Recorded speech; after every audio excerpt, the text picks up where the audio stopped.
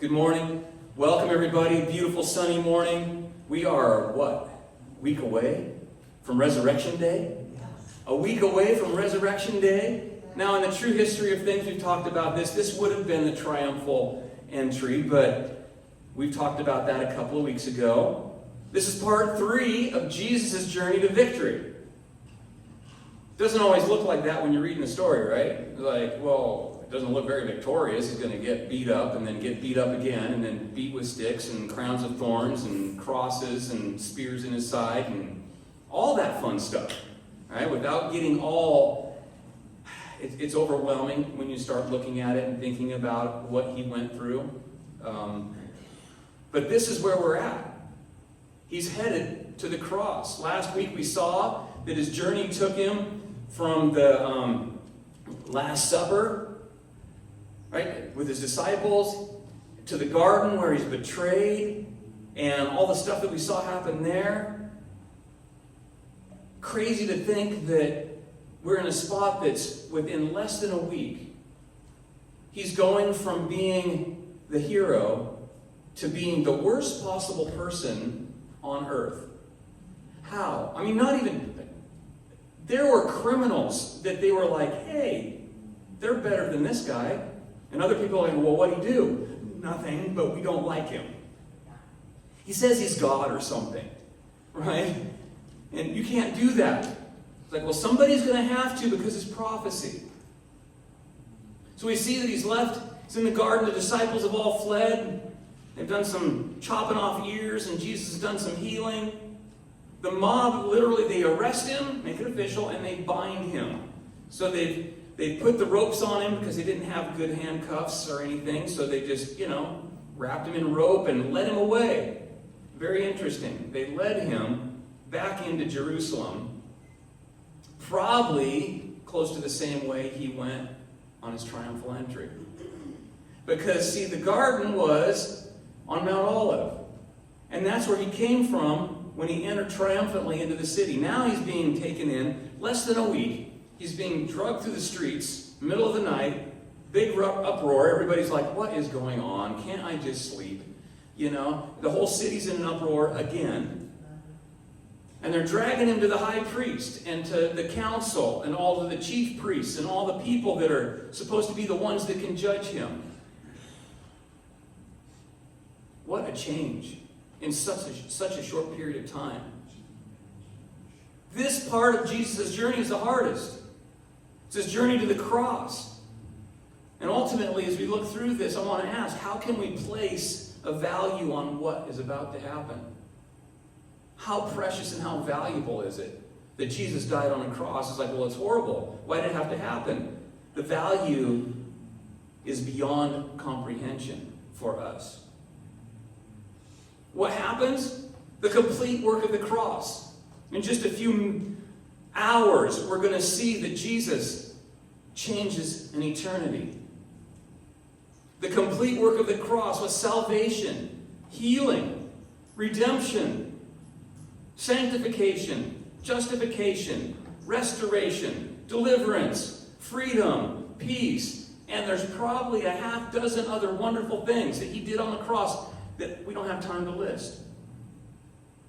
It's ultimately it's unlistable. We can't get to all that he did. It wasn't just about you and me. It was about everything. It was about the very earth itself. He redeemed everything on the cross. He changed heaven and earth with this one thing. It was a divine exchange. I mentioned that earlier. It's like, I want you to hear those words. A divine exchange. It'd be one thing if he just did it and said, there you go. But he didn't. He did it and said, if you want it, you've got to give up your stuff. You've got to give up you to have me. Some people are literally unable to do that, unwilling to do that. They don't want to give up them for him, even though it's so much better. It's everything that we need, everything we truly desire. The divine exchange is all of my bad for his good. All of my lack for his abundance. All of my sin for his righteousness. All of my turmoil for his peace. All of my crazy for his calm. All of my fear for his protection and confidence that he's got me covered. But I have to give it up. He said, hey, bring it to the cross. Are you willing to bring it to the cross? Are you willing to bring your failure to the cross? Because, see, he took that too. We feel like we've done the worst possible stuff. How could he ever forgive me? And some of us, even though we go, well, I know he has, but doesn't always feel that way. And we live in a place of knowing we're forgiving, but having a hard time living forgiven. Amen. We know it on paper. We know it on paper. It says so. By faith I believe it. But yet every day I struggle to live free from all that stuff he says I'm free from. How do I get there? It's the divine exchange. You have to, at some point, and I would say probably every morning when you get up, find the cross. Go to the cross and go, once again, I know I came back throughout the day and grabbed all that stuff I left there yesterday. Here it is again. I can't do it. I can't fix it. But you said that if I would bring it, you would exchange it. Prophecy talks about it everywhere. His robes of righteousness, his peace for my turmoil, that he would exchange those things. Beauty for ashes. But you got to give him the ashes if you're going to get the beauty. We want to just, God, take it. It's like, well, no, you need to give it. We just want him to do all when it's like, you've got to come to me. You've got to be willing to go, I give up. I give up. That's what the cross is about. Today I want us, as we walk through this, to look for this theme of divine exchange. Look at all the things that happened to Jesus that he's taking to the cross as he goes. It's going to all be taken care of.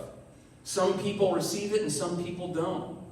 Some people are blown away and realize. Other people just keep going down the track they're going. Jesus has words for them.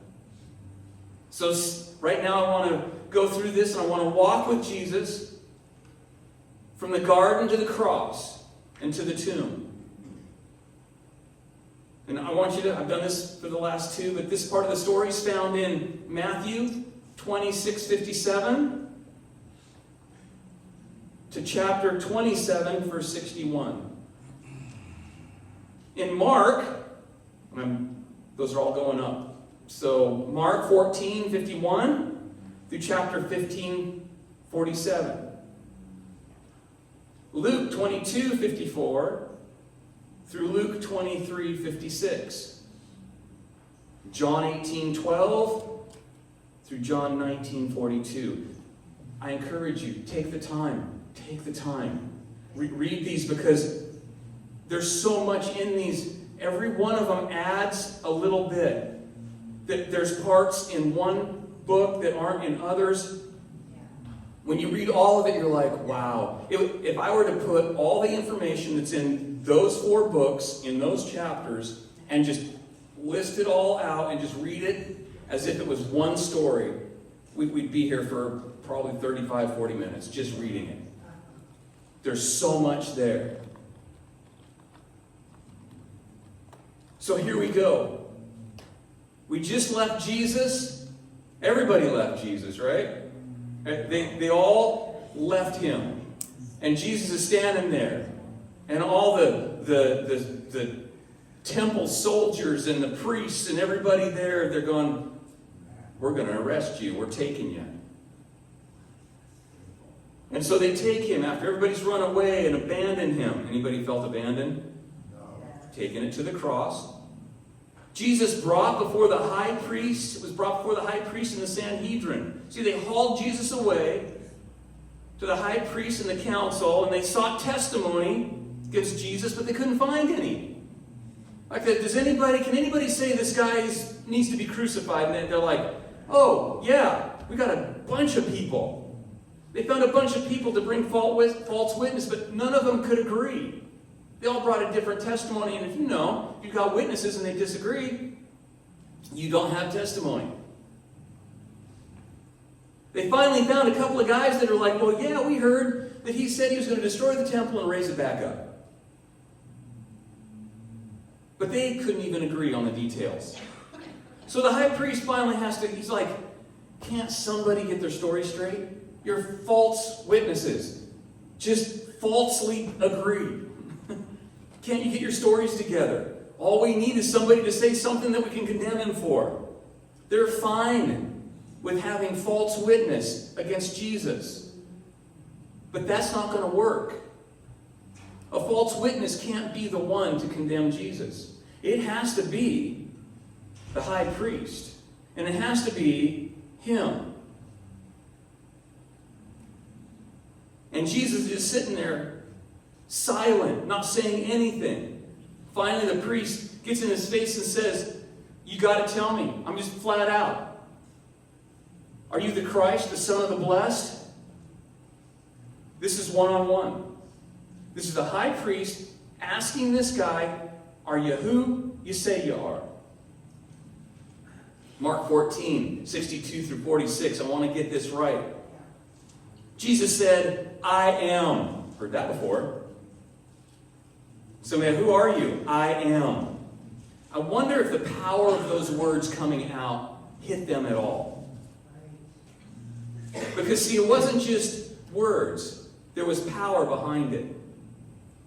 Restrained power.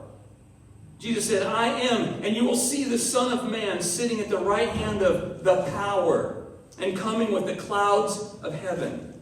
Then the high priest tore his clothes and said, what further need do we have of witnesses? And we don't even need the liars. He just said, we'll get the truth. You've heard the blasphemy. What do you think? And they all condemned him to be deserving of death. Then some began to spit on him, and to blindfold him, and to beat him, and say to him, prophesy. In other books it says, tell us who hit you. Oh, knowing what we know now, can you imagine the restraint? All he's got to do is say, I know who hit me. And the officers struck him with the palms of their hands.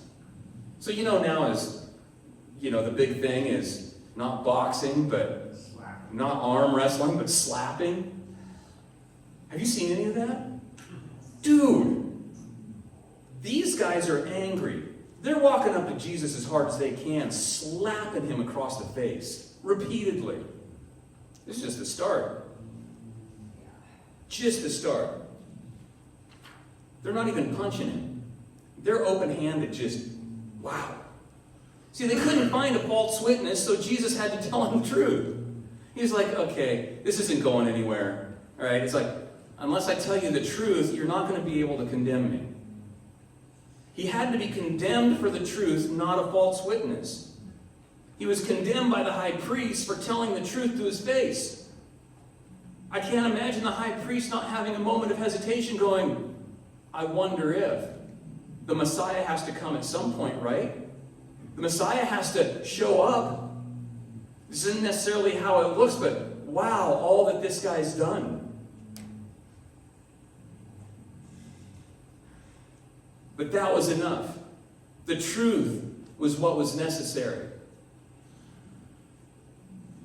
It's interesting that Jesus didn't say he would be seated at the right hand of the Father, huh? Didn't say he would be seated at the right hand of God. I noticed this week as I was going through this. He said, I'm going to be seated at the right hand of the power.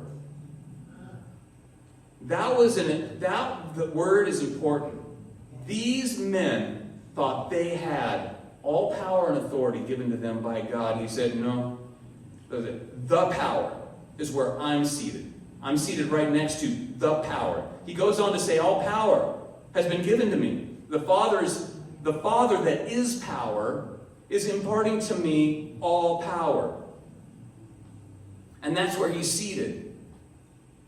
That threw them into a tizzy, man. They lost it right there.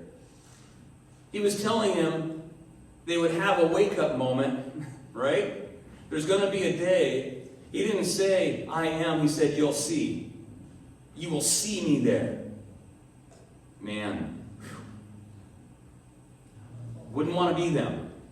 I really, of all the people in history to stand before God, Caiaphas, the high priest who condemned Jesus to the cross, standing before Jesus, giving an account, having been told, you're going to see me, we're going to have this conversation again later, when you're standing before me and I'm seated on the seat next to all power. Whew. But he just keeps going. He's not going to think about it. He's not going to hesitate. And those who struck him, can you imagine that they too are going to stand before him when he tells them, you were the one that hit me. You were the one that hit me. Wow. Yeah, I know. Big oops. We see this. He's taking all this. False accusation. Lies that are told about him. Lies that are told about you. Right? The violence, the abuse that people sometimes have to go through. He's taking it. So much taken to the cross. Next step here. All this is going on, right? But there's someone outside that's dealing with his own stuff. Peter. Peter's denying Jesus. While this is going on in the upper part of the judgment place. While this is going on, Peter's down in the courtyard waiting to see what happens. He said, I'll never leave you or forsake you. And I know that's Jesus' job, not yours, Peter. He says, oh no, you're going to forsake me and you're going to leave me. He's hanging out by the fire. A servant girl calls him out. It's like, I know you. I've seen you walking around with him. He's like, I have no idea who that man is. Boom. A little bit later, another man was like, no. You are one of them. You're a Galilean. I can tell it by your accent. You all are from down there. Right? It's like, and he says, I have no idea what you're talking about. And then Luke 22, 59 through 62 says, then after about an hour had passed, another confidently affirmed, saying, surely this fellow also is with him, for he's a Galilean. Another one's like, I can tell. But Peter said, man, I do not know what you are saying. Immediately, while he was speaking, remember the promise? The rooster crowed. You'll deny me 3 times before the rooster crows. While he's talking, click, oh crud. But even better. And the Lord turned and looked at Peter. Whew. Oh, man. Deny him 3 times, just like he said. Hear the rooster, just like he said. He looks up and Jesus goes, Oh. Nobody wants that look. Have you ever had that look? The utter disappointment of someone looking at you going, Oh, loser. No word spoken. We know. We feel the weight of it. It says that he remembered the word of the Lord, how he had said to him, before the rooster crows, you will deny me 3 times. So Peter went out and wept bitterly. I think we would too. Right? Talk about broken, but are any of us better than Peter? I mean, this is Peter, right? He's like one of the top leaders of the church movement at the beginning. He's the one that steps up and starts the whole thing, leads it. Talk about broken, but shouldn't we kind of be broken when Jesus looks at us? Because have we been faithful? Have we never denied him? Even if it was just our actions? I don't want that to be heavy, but what is it? The cross. It's all going to the cross. It's the place where it gets taken care of. None of this is unfamiliar. Listen, none of this is unfamiliar. All the abuse, all the stuff that's going on to Jesus, all the stuff, right? He's being denied by his disciple to his face while he's watching, and Jesus is like, really? But it's not a really, because he knew, he said, it's more like a, I told you, don't forget the rest of it. That when you come back, encourage your brothers. There was more to it. But I tell you what, I don't know how bitterly was, but I bet it was pretty bitter. I bet that was a long cry, a horrible little cry. 3, here's the other side of that. Peter goes out and weeps bitterly after he denies. But we also see Judas hang himself. It's only in one of the books. Matthew's the only one that records anything about Judas. But it's needed because he has to affirm the prophecies about Judas.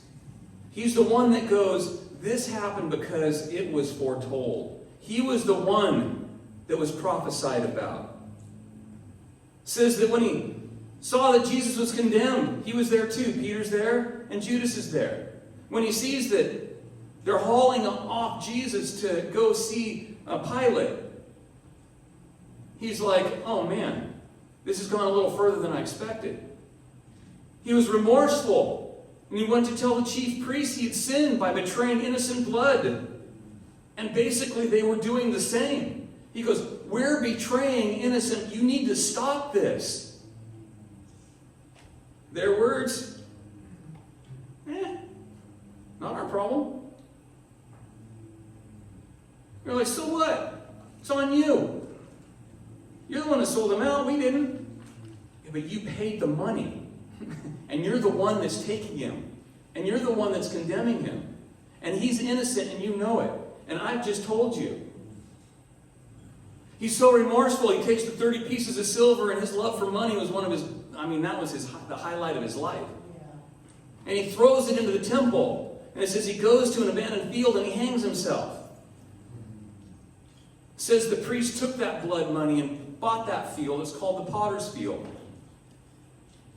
And they used it to bury strangers and the John and Jane Does that maybe somebody didn't know. Somebody passing through, who is this? We found this body and we don't know who they are. It was a place for that, where they could bury people that didn't have anywhere else to be buried. Wow. You know what's crazy about that? If you read in Jeremiah, all of that was prophesied. Down to the amount, down to the potter's field, down to that it would be a betrayal, all of it. Matthew does that so everybody knows that's reading this. Yeah, this wasn't just something that happened. This was prophesied. This was known. Jesus knew this was what was going to happen. See, Judas wasn't like Peter. He couldn't forgive himself. All right, he couldn't go to the forgiveness. He couldn't find any hope. He was completely lost, and he gave up. Peter, on the other hand, was simply broken, but he also had a word. You'll come back. Don't forget to come back. After this, they take Jesus before Pilate. Now, this has gone from the church dealing with it to the court, to the public square dealing with it. Why? Well, Pilate's like, what are you bringing him here for? And he goes, well, we can't kill him. You need to kill him. Literally. That's what they were saying. They go, we have no authority to do anything here. He needs to die, and you're the only one that can approve it. You've got to do it. Pilate's like, why do I have to do this? Okay, bring him in here. We'll check it out. So much in this portion of the story, I'm not even going to give the verses. It's all in those portions that I gave you. I'm going to just highlight it. See, in Matthew it says that Pilate's wife actually comes to him. Jesus is standing there and she's like, oh man, it's real. She says, you don't even mess with this guy. This man's righteous. This is a good man. You don't mess with him. I have been in torment this afternoon, today, already. Dreams. Actually, it was morning. Right? I've had dreams that have been tormenting. This man, he's a good man. You don't mess with him. You figure out a way not to be associated with this. Right? He's like, oh, okay. Throughout the Gospels, there's places where it says that Pilate was like, and he became fearful. When he's like, they're saying, he's claiming to be God, and he's like, he's claiming to be God? Right? Are you sure that you want to kill him?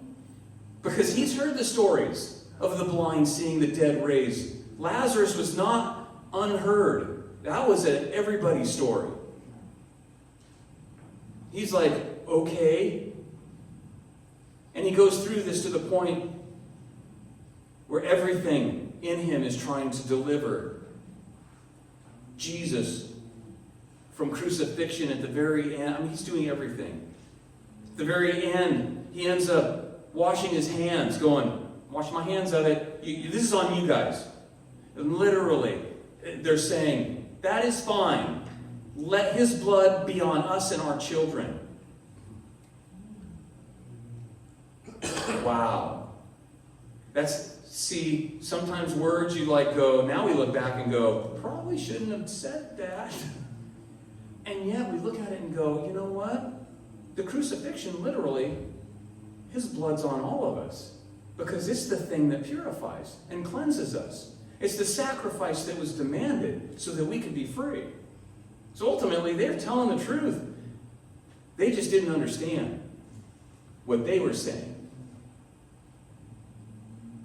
In Matthew and Mark, it says that Pilate had Jesus scourged before being turned over, right, to the Jews to be crucified. We hear about the 39 stripes. I was like, oh, what verse is that? It's not in there. Just saying. It doesn't say that he received the whipping of 39 stripes. It says he was scourged. It says he was beat. It says he was pummeled, a beard pulled out, all the other stuff. It doesn't say specifically that he took the 40 stripes minus one. Now, Paul did. Paul took it 5 times. But we do know this. Well, was he whipped? Yeah, he was scourged. Scourge is a whipping. But see, the Jewish limit of 39, right, didn't apply to the Romans. They didn't have a limit. Right? We don't know how many times he was whipped. We don't know how many people were whipping him. We don't know if the whole garrison took turns. We have no idea. But it does say this, that by his stripes, you've been healed. By his stripes. That's Old Testament, that's New Testament. It crosses over. By the stripes Jesus bore on his back, on his body, we're healed. So we know he had to take some. Luke says that Pilate sent Jesus before Herod. He's the only one. It's like, yeah, well, send him over to Herod too. Let them abuse him for a while. Herod's like, I'm not getting anything out of him. Send him back. Right? It's like, so they send him back, and Pilate's like, okay, everybody, why are you after him so hard? He's done nothing. I find him innocent. There's nothing in this guy that's done anything wrong. And they're like, crucify him. Even to the point, it was a tradition that on Passover, Pilate would go, and he'd go to the prison, he'd let the people pick one of the prisoners, most of them political, right?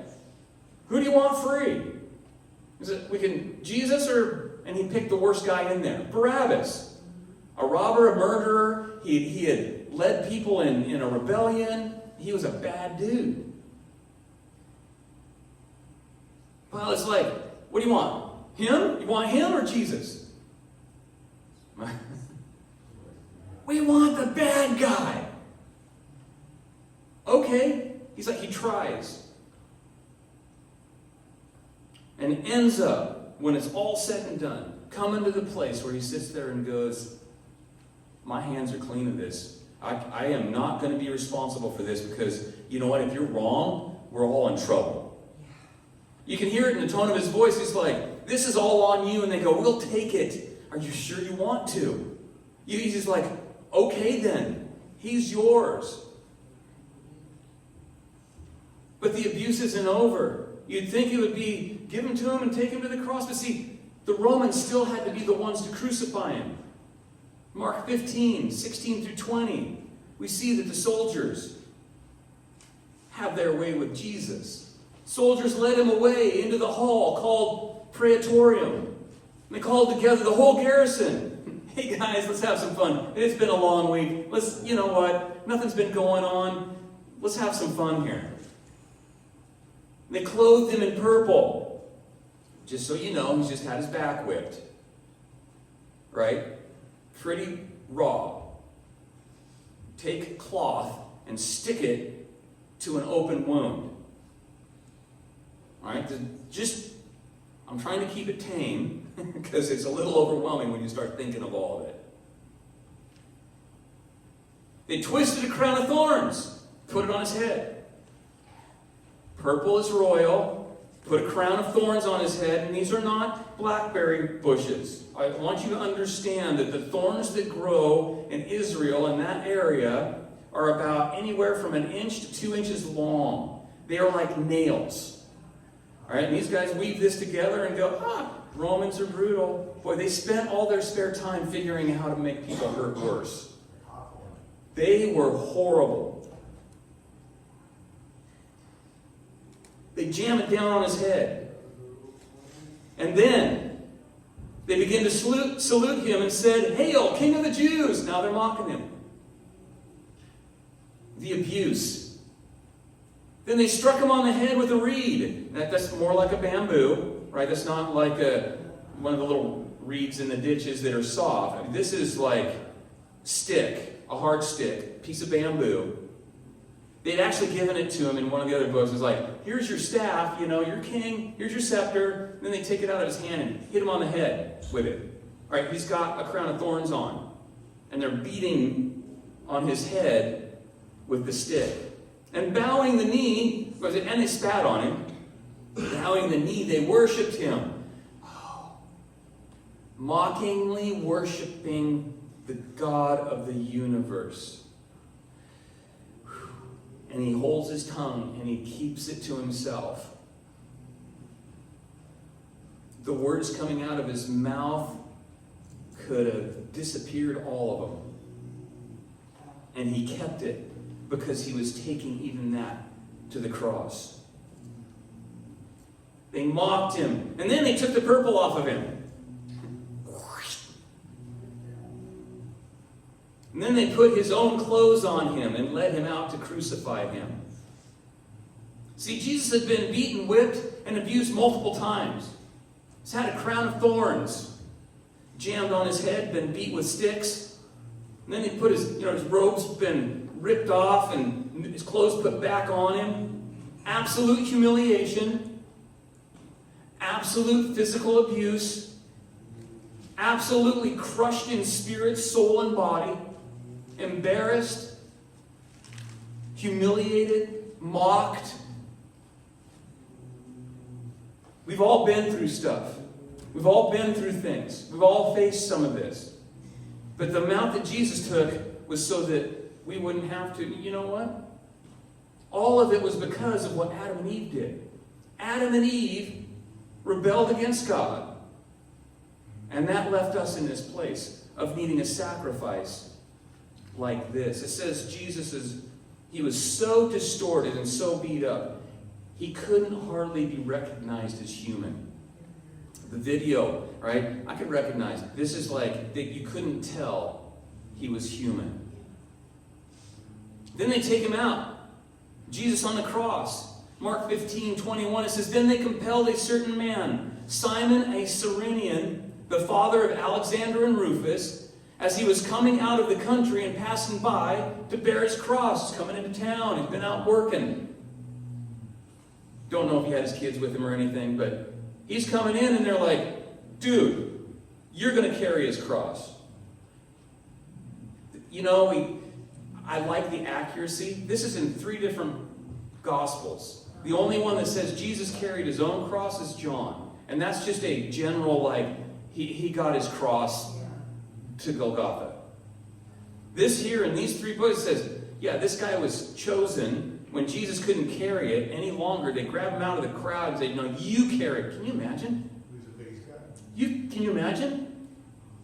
Jesus wasn't a big man. He was very average. It said there was nothing about him that would distinguish him and in appearance or stature.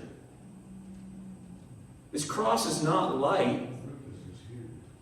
And these guys grab it. He grabs this and he carries it for Jesus all the way up to Golgotha.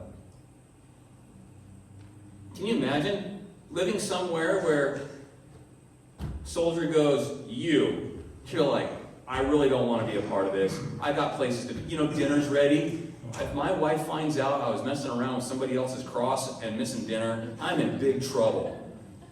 Right? Might as well grab an extra one for me because that's what I'm facing when I get home.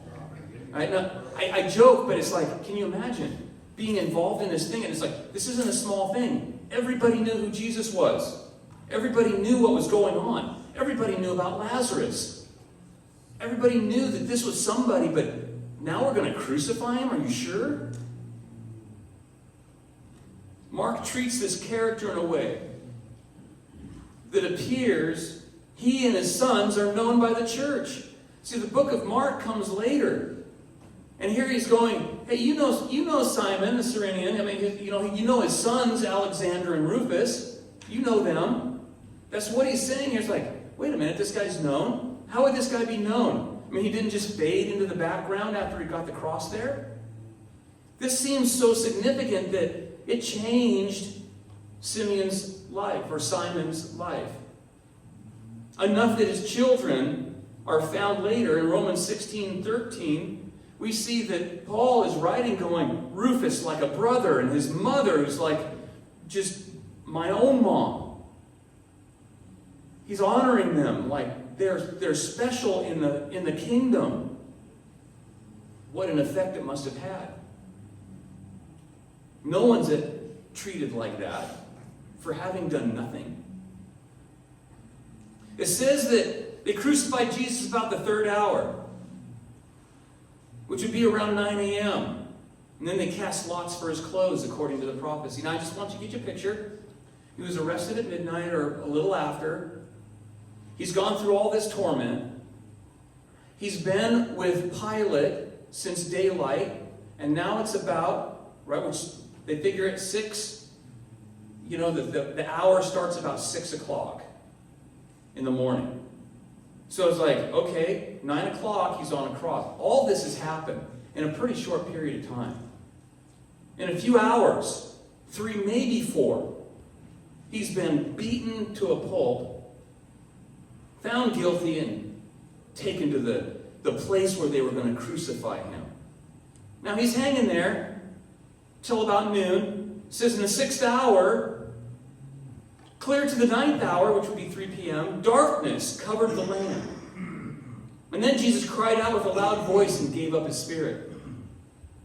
He's there a while. I mean,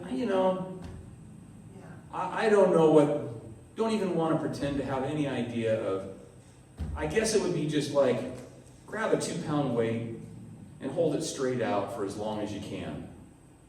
And then imagine feeling that kind of pain for hours.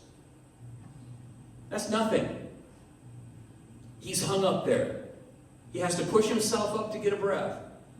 Nails through his feet, right? He's got to push himself up, get a breath, because when he's hanging, closes off his lungs. Brutal. Matthew says that it was so intense that during that time, after he gave up his life, that the dead saints came out of the tombs. They came alive and went into the city and appeared to many. I mean, come on. We don't often hear about that. There were people, saints that had died, they come in alive, they're going, wait a minute. Didn't we bury you last year? Like, I'm back. I'm back. I don't know how many, but it said many of these came alive came out of their tombs and went into the city and appeared to many. It wasn't like, oh, we heard stories. It's like, no, we saw him. Hundreds of us saw him. This was an intense moment. Can you imagine spiritually what's going on? Life is leaving Jesus. It's got to go somewhere. Things are about to happen. There's a resurrection day coming. He's in a spiritual battle now. He's defeating an enemy. He's emptying hell. He's preaching the gospel, literally, it says later. And he's in hell, preaching the gospel, bringing out all of them, leading captivity captive. This is tough. This is intense. This is like powers going everywhere. It's kind of like that. You see the movies where all the explosions go and everything, lightning's going everywhere. Can't see it, but I tell you what, there was a centurion that did. Oh, I forgot to tell you about the earthquake. The big earthquake that happened while it's pitch black. Centurion assigned to Jesus, he was so stunned. He's sitting there looking at him and he's like, oh man, this is too much. This stuff doesn't happen. Been here a long time, done this my whole life. Nothing like this. He literally says this. Him and the guys with him go, truly, this was the Son of God. You got a centurion going, that was God. Oh man, we killed God. Right? He's like going, this isn't going to end here. He's not saying, glad that's over, we got him dead. He has this sense of awe of like, this isn't over yet.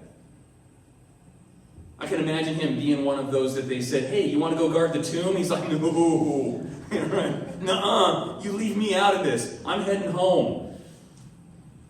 John says that a little later, they went to break the legs of those on the cross so that they would die faster because they couldn't leave the bodies there. This was the day before Sabbath. They called it Preparation Day. So is the tradition, because the Jews we can't leave them up there over Sabbath. They can't be up there. So they go break their legs at the end of the day, right? If they hadn't died yet. All the centurions, they're like, he's already dead? It says that there wouldn't be a bone broken in his body. He was already dead, and they were like, huh? How'd that happen?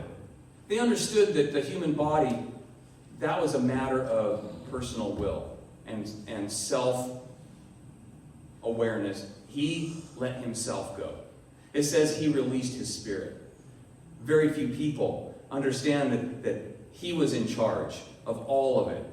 And they're looking at it going, something's not right. That's not how that works. They studied this stuff. They knew how. Their job was to keep him alive as long as possible. So they would hurt as long as possible. He got out of it. Somehow. So they would break the legs so that they wouldn't be up on the cross over the Sabbath. Found Jesus was already dead. So they, just to make sure, hey, maybe he's faking it. I'm sure lots of people faked their death on the cross. He takes his spear and jams it into his side just to, and it says blood and water came out. That's significant. We don't have time to talk about that. The blood that was shed and the water that came out is for salvation and forgiveness and cleansing and restoration. It's all of it. Yep, he's dead. At this point, Jesus is hanging there. Sabbath's coming. Who's going to take care of him? John 19, 38 through 42. Finishing up quick. I know this is going long, but this is good stuff, right? After this, Joseph of Arimathea, being a disciple of Jesus, but secretly, for he feared the Jews, asked Pilate that he might take away the body of Jesus. And Nicodemus, some of you remember, he was the first who came. Talked to Jesus going, who are you? He was a believer, but he was also one of the chief priests at the time. He came bringing a mixture of myrrh and aloes, about 100 pounds. Then they took the body of Jesus and bound it in strips of linen with the spices, as the custom of the Hebrews is to bury. Now in the place where he was crucified, there was a garden. And in the garden, a new tomb. Now, he'd already been praying here earlier, right? It wasn't just a garden, it was also a place where it was a fancy place to bury people. A new tomb in which no one had yet been laid. So there they laid Jesus because of the Jews. Preparation day for the tomb was nearby. Listen, it was a significant act by these two men. This is huge. These guys risked everything. If the Jews found out they had done this, banished, if not completely abused themselves. Because the only thing worse than, being somebody that was blaspheming by saying they were God were those that followed him. They gave up everything in asking for the body and associating themselves with Jesus. Second, Nicodemus brought valuable offering. A huge offering in the spices. And now he brought 100 pounds. Now you remember that there was a lady that broke open a little bottle of perfume worth a year's wages. This here, these are the things, the gifts, and if you tie it back, there were some wise men that brought gifts at the beginning. Right? They brought the gold, frankincense, and myrrh. This says he brought myrrh and aloes. Those are burial things. Jesus was given gifts at the beginning for his burial at the end. Of course, those things helped them get away. Right? Everybody's like, well, what happened to that? Well, of course, Joseph sold those so he could go live in Egypt and protect his kid, the one that God had given him to take care of. Small fortune in that 100 pounds of spices. Where do you get that? I mean, it had to be collected over time. Third, Matthew informs us that the tomb was actually Joseph's own personal tomb. This guy, for whatever reason, was having his own tomb, not dug in dirt, cut out of stone. This thing, that was for the elite. That was for the special people. The rest of you got buried in dirt, right? Ashes to ashes, dust to dust. Now, but for the special ones, they got a tomb. They could keep their dirt separate from the dirt. Anyway. Even in a stone tomb, you're going to dust. But he gave up his tomb. Just finished it. Just been hewn out of stone. I'm like, well, and I thought, well, wait a minute. It was only lightly used after this, so maybe he kept it. Hey, I get to be buried in the tomb Jesus rose out of? Wow. I'm not sure it was in the same shape. It says something about earthquakes and splitting open and all that, so maybe he had to go dig another one. Fourth is that these were religious leaders. It was Passover Sabbath. Listen to this. They had just defiled themselves by touching a dead body. For the Hebrews, that was like oh no, you're out. You don't get to do anything. This is Passover, the greatest festival, the greatest celebration that they have. And they can't participate. Can you imagine going home going, I'm unclean, I gotta go. Why are you unclean? Well, I touched a dead. What are you doing touching dead bodies? It's like, whose dead body? We only know of 3. You weren't touching Jesus' body, were you? You know how much trouble we'll get in. Okay, fine, get out. Outside, right? You can't be here. They are left. Now here's the deal. There was a process to get clean again, but they couldn't do it on the Sabbath. And they had to do it before nightfall, and it's already nightfall. They are unclean for Passover, for Sabbath. They can't do anything till the next week.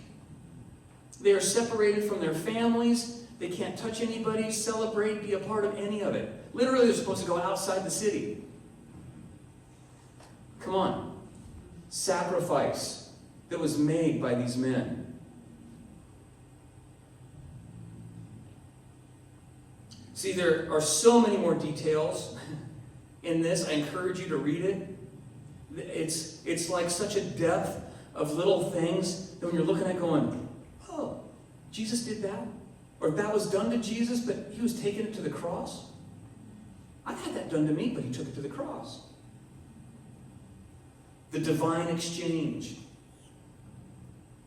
Read all 4 Gospels, tie it all together. See all that Jesus did. Cross is a powerful place for us to visit regularly.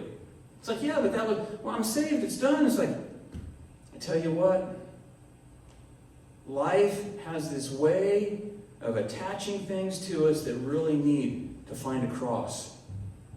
And the cross isn't about where we just kill things, it's the exchange. There's no use just getting rid of my frustration if I don't have something to replace it. There's no use getting rid of fear if I don't have something that says that, man, if all those spirits leave and come back and find it clean and swept, what do? They invite all their friends for a bigger party. All the trouble increases, right? It's like, if he just takes care of fear, but doesn't bring peace, there's room for fear. This was a complete work, and it was a divine exchange. It's a powerful place where we need to find things in our lives like, oh, I didn't realize that was there. Take it to the cross and exchange it for what Jesus has for you there. Become aware of what Jesus did on the cross. Take a look at all that he took care of. See if maybe the thing that you struggle with wasn't dealt with. And that you can have some freedom. And not just get it out, but replace it with the thing that's supposed to be there. You do realize that all those things in your life that we do to try and feel better and to fill the void and to deal with all the stuff and help me with my stress, and Jesus did something on the cross that's supposed to be there and has that for you. Anybody like some peace of mind? Some peace in the head? They're just, the crazy gone?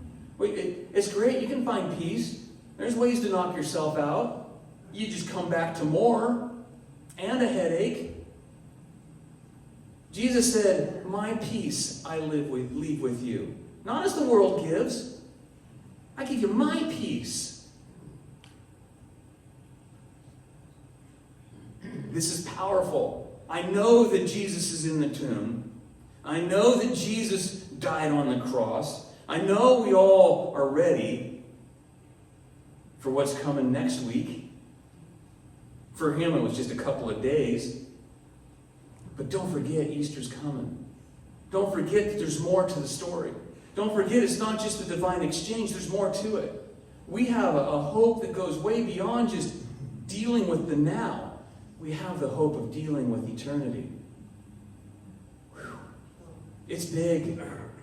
It's exciting. I encourage you, don't let this be the end of your search. What did God do with Jesus on the cross for you? What did God do with Jesus on the cross for you? There's more. Don't settle. Don't stop. Live the life God has for you, because the cross is where you're going to find the exchange that you need to live it. Father, so grateful today. Thank you so much for these words of life and hope. Even in the death that we see here, the abuse that we see here, we find hope, life for us, deliverance for us.